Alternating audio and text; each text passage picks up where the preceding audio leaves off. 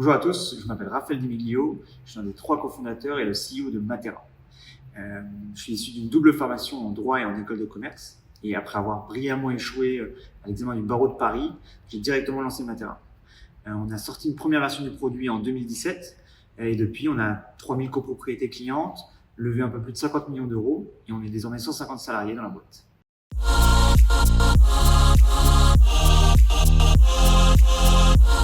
Alors, si j'étais élu au board de France Digital, il y a 3 projets qui me tiennent à cœur à titre personnel. Le premier, il est très lié à l'histoire de la boîte. On a eu énormément de chance d'entreprendre en France. On a eu le statut de jeune entreprise innovante qui nous permet de payer moins de charges sociales. On a eu des prêts garantis par l'État. On a eu des subventions de BPI.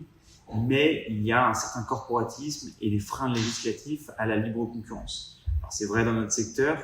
On l'a libéralisé dans la mutuelle salariée, dans l'assurance habitation. Mais il y a énormément de secteurs aujourd'hui en France où c'est compliqué de changer de fournisseur et il faut libéraliser et assurer de la libre concurrence. Le deuxième projet qui me tient à cœur, c'est le financement participatif. Comme Revolut l'a fait pour chacune de ses levées de fonds, en parallèle des fonds d'investissement, ils permettent à leurs salariés ou au public d'investir dans la boîte, et ce qui permet d'engager un public qui est beaucoup plus large dans le capital et l'aventure de la boîte. Et le troisième projet qui me tient vraiment à cœur, c'est l'actionnariat salarié. En fait, il faut faire 2 choses. Et d'une part, évangéliser sur les BSPCE, expliquer comment ce mécanisme fonctionne et faire en sorte que tout le monde le comprenne.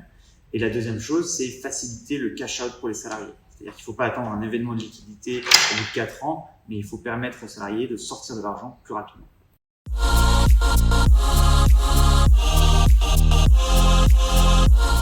Alors, ma plus belle réussite, elle est collective. En fait, c'est de mener un projet quasi social à grande échelle. C'est-à-dire qu'on fait économiser de l'argent aux copropriétaires, on améliore leur quotidien. Et aujourd'hui, on le fait juste en France, mais demain, on le fera partout en Europe.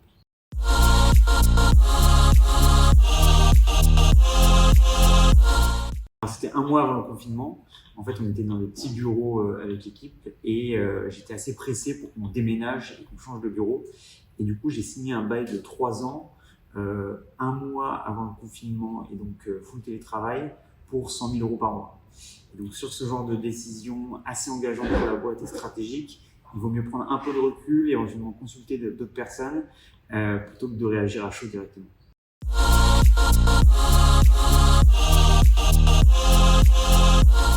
Alors champion européen, c'est mes 2 premiers mots. Il faut créer le cadre pour faire émerger des champions européens.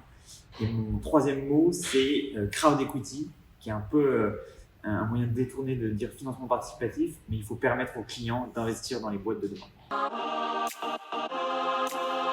Nomade à titre collectif, parce que tout le monde fait comme il veut chez Matera, et bureau à titre personnel, parce que je suis quand même un peu plus collectif. Faire émerger des GAFAM européens dans le cadre du RGPD.